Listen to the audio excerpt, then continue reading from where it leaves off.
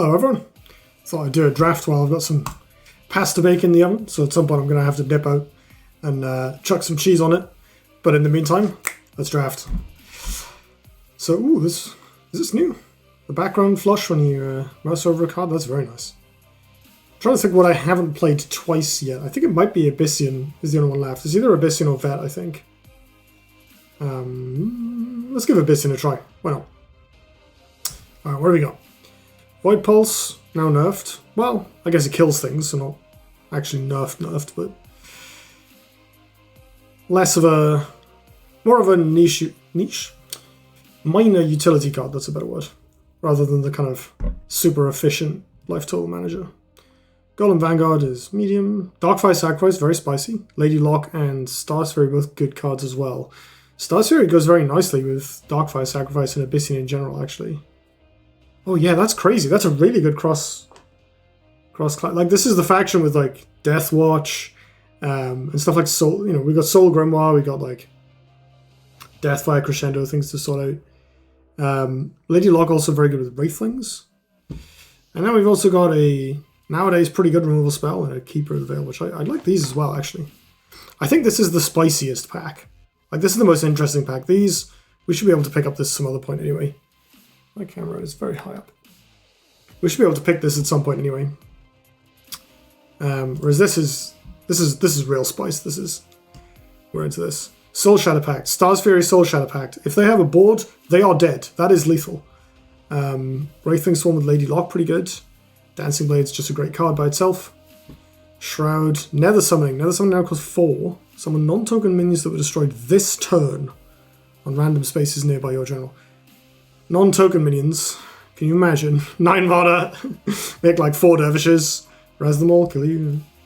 Bloodtear Alchemist, Songweaver, Red Singer. I mean, I like a Red Singer, but I think this is, like, Star's Fury Soul Shadow Pact is so deadly. That's going to be 16 damage a lot of the time. Another Wraithling Sworn, a Blood Moon Priestess, very good. Second Soul Shatter, Juggernaut, Spectral Revenant though. Chakri Avatar, Abyssal Juggernaut, Reaper. Okay, I think this pack is like, I like all these cards, but this, I don't know how good Chakri Avatar is for Abyssian. A lot of the spells are a bit more situational or expensive. Jug is kind of whatever. That's pretty bad actually, 4/4. I feel like this card was better when it was a 3/5. I think this change was supposed to be a buff. Or no, okay, it creates shadow tiles when it hits your opponent's general as well, which is actually 5 damage to their face. That's kind of good. That scales too, you know, if you've got more tiles it can be like 7 damage or whatever. I'm just picking this, I think. Second Soul Shatter does kind of commit us a bit hard. Maybe I should just take these. I don't know, I don't really like Wraithling Swarm as a card. It's kind of expensive. Like, the fact that you have to pay a card to play it is not such a big deal in Duelyst 2, but the fact that it costs 3 mana kind of offsets that, right? It's not something you can just kind of slot in alongside a 4-drop or a 5-drop to clear hand space. If it dies, when they die for free, you will have actually lost something. Blood Moon is pretty strong, but requires a fair bit of setup. We've got Lady Lock to do similar-ish things. I mean, they play very well together. But I think I'm taking this. I think Pact is fine. Oh wait, they changed it. This card doesn't do what I think it did anymore. That means, it's not bad. I mean, now it's interaction, so it's a bit less all-in. It's going to be difficult to murder people with Star's Fury. I guess this is the downside of them condensing these displays, so that they don't take up the site on the right.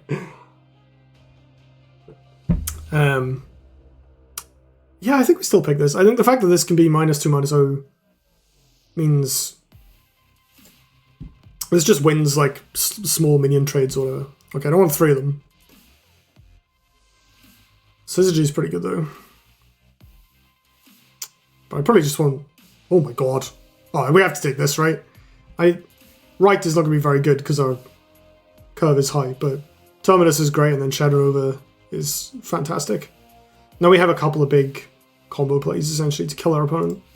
This is kind of similar to, I think the previous Abyssian deck I drafted was like, it was just a control deck and the plan was to survive, and then cast Shadow Over and watch our opponent fall over, and that's what we're going to do here again.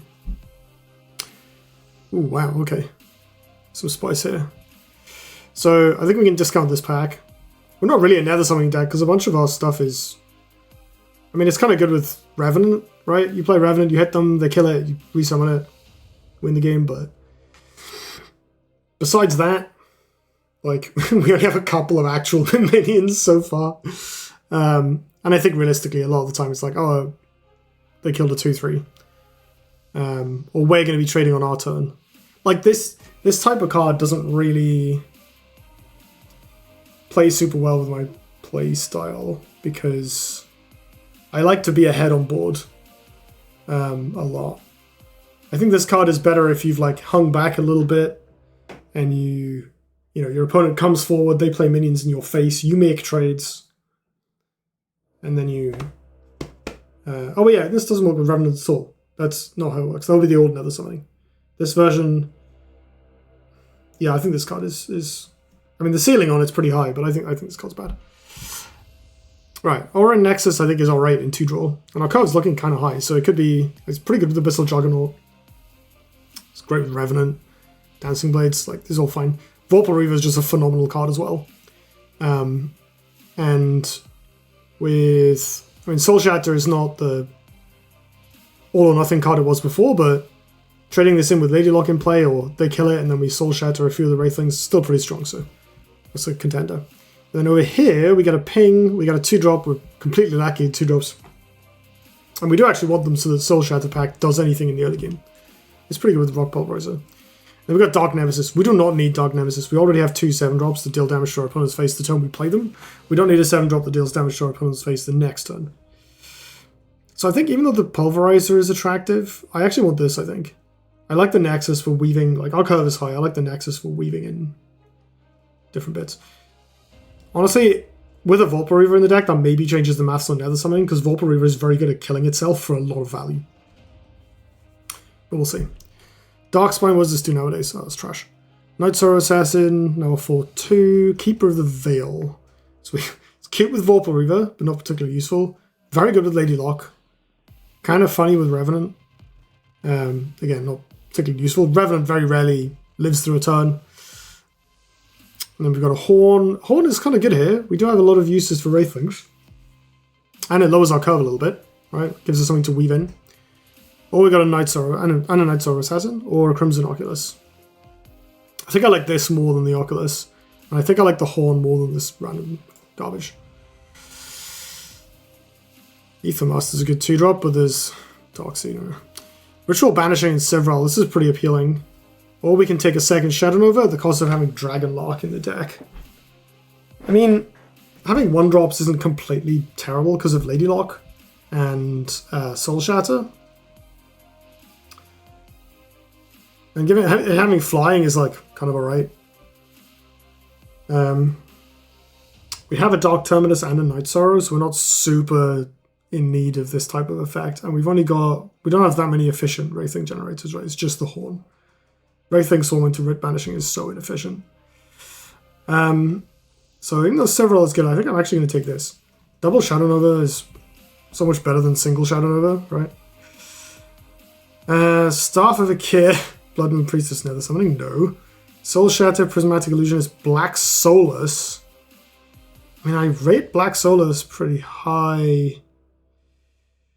But I really don't want a third Soul Shatter. I mean, I can cut one of the other ones, but this Prismatic Illusionist is pretty naff as well. So I think I'll just take this. We have enough Wraithling generators with the second Swarm here. The Wraithling Fury is probably good enough. I think this card is extremely strong. Like a 3-mana 5/5 Flying Haste is crazy. Mobius, Twin Fang, another Lady Lock, that's exciting. Aethermaster, Young Flamewing Rook. Don't think we need more Chonkers in the deck. Another Wraithling Fury, no. Cinderbeast, no. Yeah, we'll take this. Martyr Vortex, Writ Banishing, Sword of a Crane, no. Abyssal Crawler, Void Pulse, Oculus, Mana Forge, and Darkseed. I don't really want Darkseed in this deck. Like, we don't need it. We have Shadow Nova, which is a burn spell that also kills your opponent's board.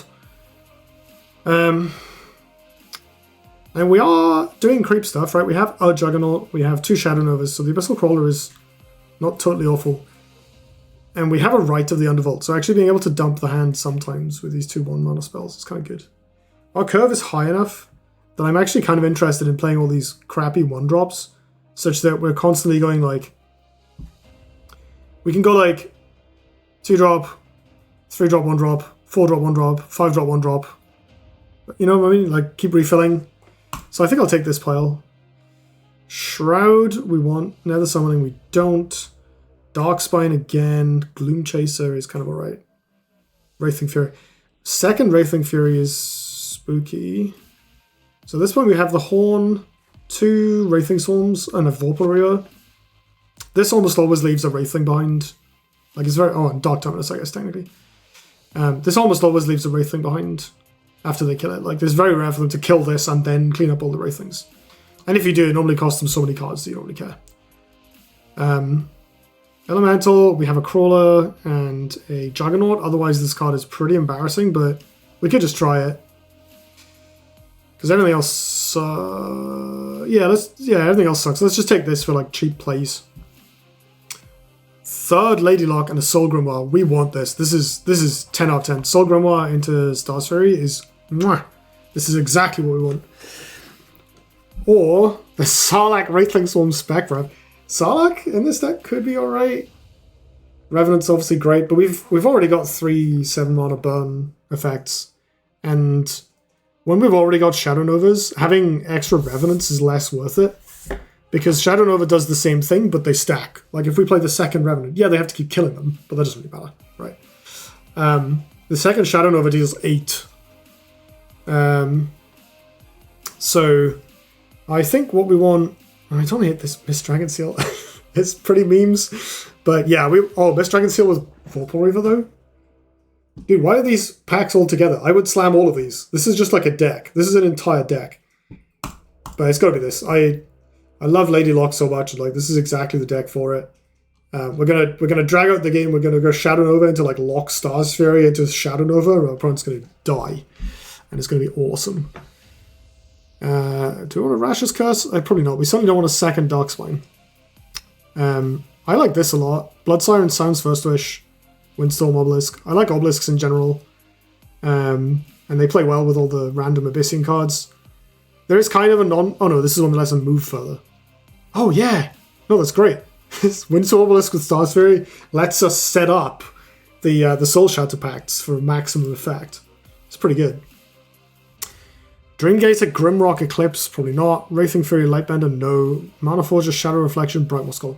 Also no. Whatever I take from this pile, probably just getting cut. This is the highest ceiling, right? Mana Forger and Shadow Reflection does kind of lean in a game plan kind of way. Got a Bright Moss for like just an idiot. To be fair, we don't have that many idiots anymore. We've filled out the lower end of the curve quite a lot. So this does bring some balance to the force here. Oh my god. This game is just like, no Adam, you should meme harder. I have so many 3-drops. Holy crap, I have so many 3-drops. We're not taking this part. So Aspect of the Mountains with Wraithlings is pretty bonkers. Good with Mana Forger as well. Kind of cute with Dragon Lock, I guess. Second Revenant, obviously. Well, we have these. Deathrite, Crescendo, Dark Terminus. We've already got a Terminus. A Night Solar Assassin, a Shadow Reflection, kind of. We don't have that much removal, so this could be worth. I think I like this more as like, yes, it's more clunk stuff. But like, this deck's top end is so good. All of these cards are like, they push damage, they're hard to deal with, they're annoying, they're good value. It's like, this is great. What does this do now? Okay. Oculus, whatever. Night Solar Assassin, Shadow Watcher. This is alright, I guess. Shroud, Albeast. I'm just taking this. We've actually got a decent number of spells. So the Albeast could be alright. And it's a 2-drop with it interacts. Healing Mystic, we want very much, but then there's 2 more 3-drops, which we really don't. Do I just take this? Are we taking Swamp Entangler for real? Nah. I'll just pick this. I can cut one of the other Soul Shatter Pacts, right? Okay, where do I even start making these cuts? What is this deck's actual game plan? What are we doing? We've got like a bunch of weird stuff going on. We've got some control, right? We've got a Breath of the Unborn, we've got a Dark Terminus, we've got a bunch of, we've got these mid-range creatures here, we've got loads and loads of amazing top end that like pushes damage, helps us win the game. We've got some cool late game combos, like if we get to 8 mana, we get to Soul Grimoire, Stars Fury people, or Stars Fury Shadow Reflection, Stars Fury potentially double Soul Shatters, like some boards where that kills people. Stars Fury Twin Fang is kind of good as well, like Twin Fang is really good with all these little idiots that die. It's just half a Soul Grimoire, right?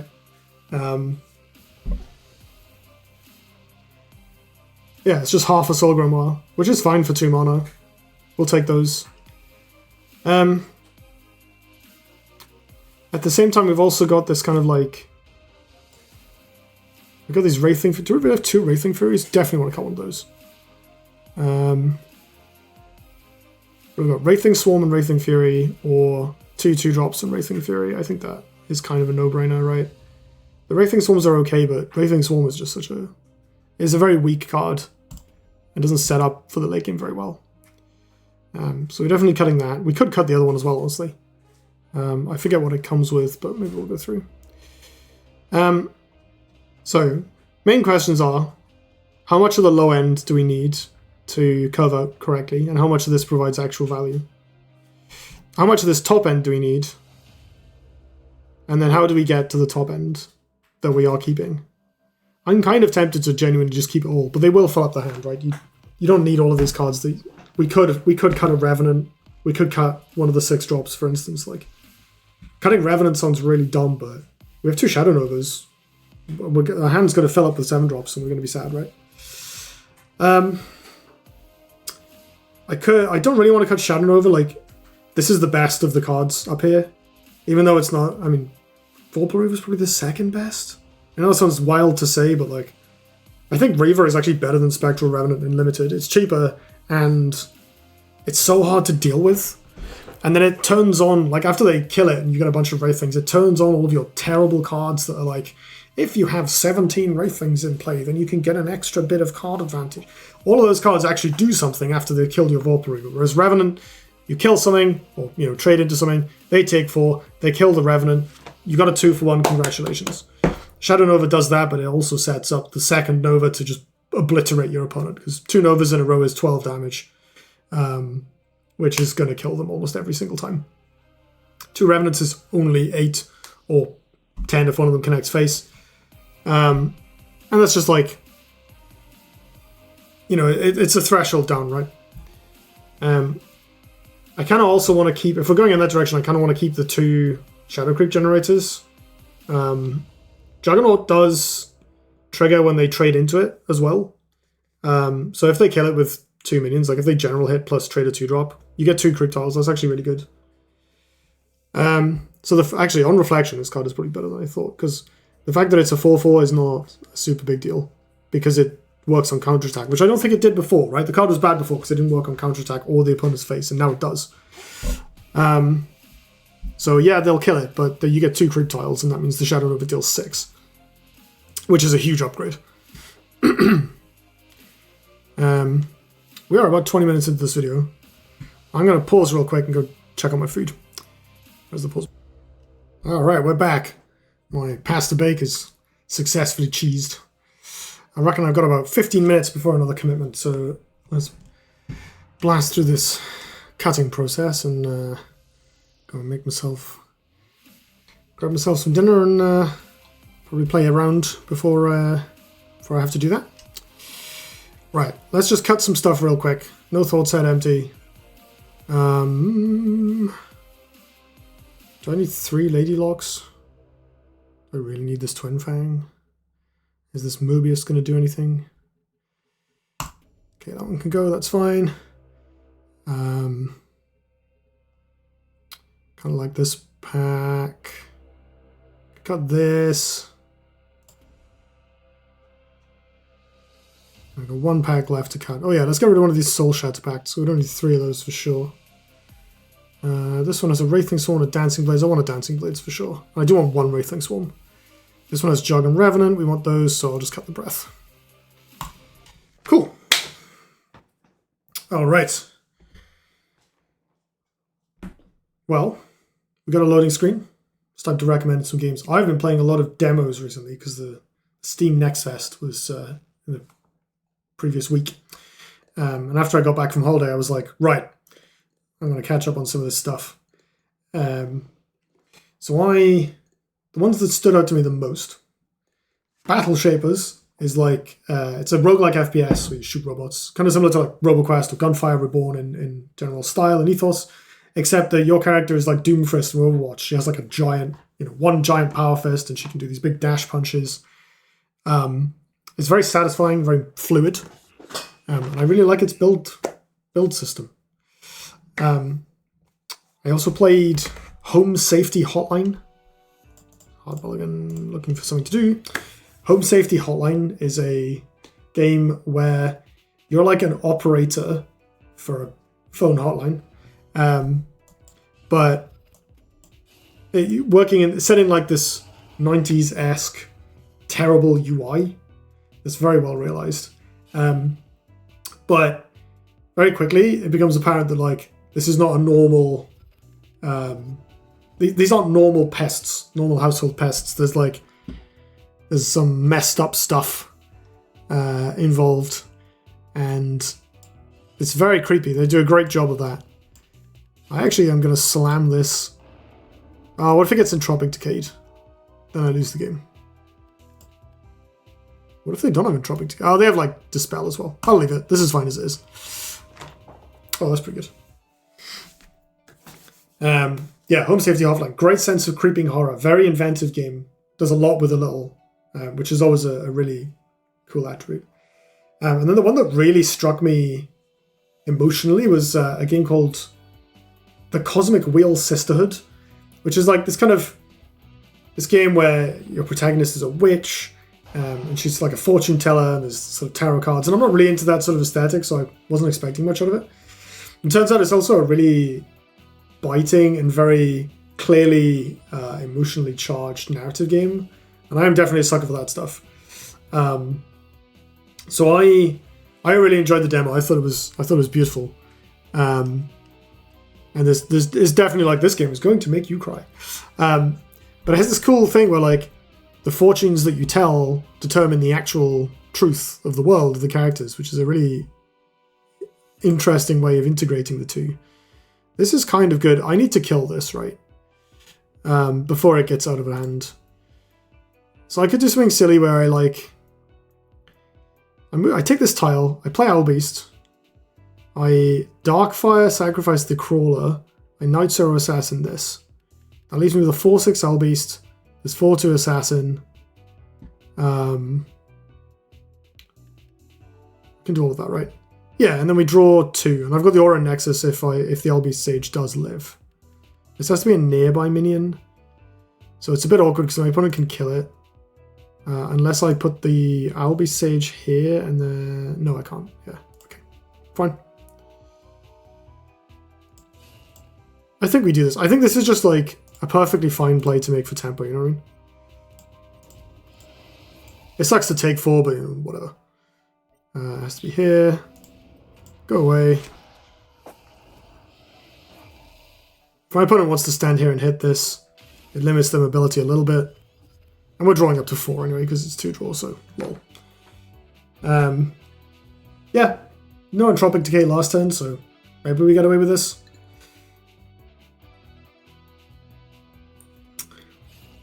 Wait, Decay is different now, isn't it? It hits everything on a row, is that right? I forget exactly how it works. Blind Scorch, alright. And that does work. But on the flip side, we do get to keep our 4/2, and we can buff it up to hit face here, which is quite nice. This is a 5/5 already. That's pretty spicy. But I can't do everything. I kind of want to get rid of this. How much do I care about one Dervish? Like, do I just run up here? Can I just block all the tiles? I can actually just block all the tiles. They don't get a dervish. That's one way of doing it. It costs a lot of cards, but like, I don't think I care. Because like, it's 2-draw, it doesn't matter. I'm going to go here with this one, because if they dispel it, I don't want to lose the creep tile as well. Just doing this. Make you 0 mana. Doesn't have to be near them, that's hilarious. Do I even need to do this? I think I want to do this. It's still good. And I will attack this because I'm going to have to do that anyway. I'm going to sandbag this because obviously my opponent can still play the game. But probably not for very long. I mean, this looks pretty strong. And we have a bunch of 7 mana deal you a million damage cards in our deck, so... There's a good card. That's an Imara healer right there. Alright, yeah, this is only this turn. Okay, we can skip this out. Can't play either of these. Right, so this is... Can I actually trade into this? Effectively on board? Not really. I think I'll just tank the life swing. Like, this is just totally fine line of play, you know? So my opponent's now taking... There's a 13. Just 13. I'm just going to go all in here.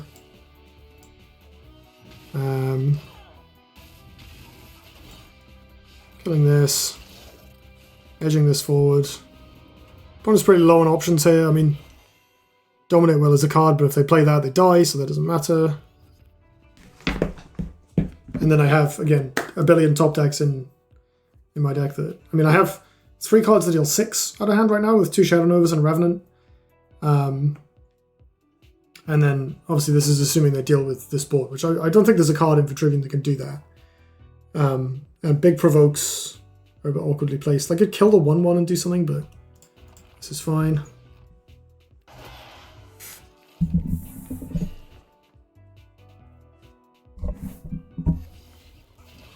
Sandhowler. I don't dislike it, but it also doesn't work.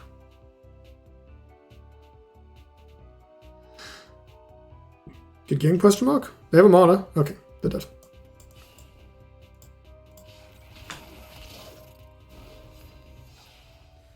Okay, well that was pretty dumb. Oh, I seem to have broken OBS slightly. There we go. Do I have time for another game? I mean, I probably do, right? I don't want to risk it. I got a thing at 7. I'm not risking it. Given that this is actually technically a control deck with all this top end. Oh, we do still have the 2 Revenants. So we had four top decks that dealt them a bunch of damage out of hand. I like how I was like, oh, well, you know, these 7 drops, they always fill up your hand. You always see them.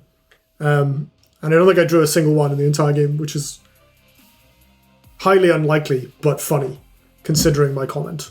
How unlikely is... I mean, I have no idea what the math is, but that is extremely unlikely. Right, for now then, I'm going to wrap up this video. I'll come back to it soon. Finish this run off. Deck looks pretty sweet, though. I kind of like that we went down this very interesting direction from this Stars Fury, which was kind of the stated intent of these extra class cards, right? We got offered a ton of extra class cards in that run, actually. I don't know if they've... I remember some mention they made them slightly more likely, but I think we got an outlier still. Like, that was a lot. But yeah, it's nice that the card actually did the thing that they kind of wanted it to do, as opposed to like, oh, this player from specific faction has removal from different faction that I didn't play around because I forgot to check the thing they added that allows you to play around them. It's a very good feature there. Thank you for watching, everybody, and I'll see you in the other half.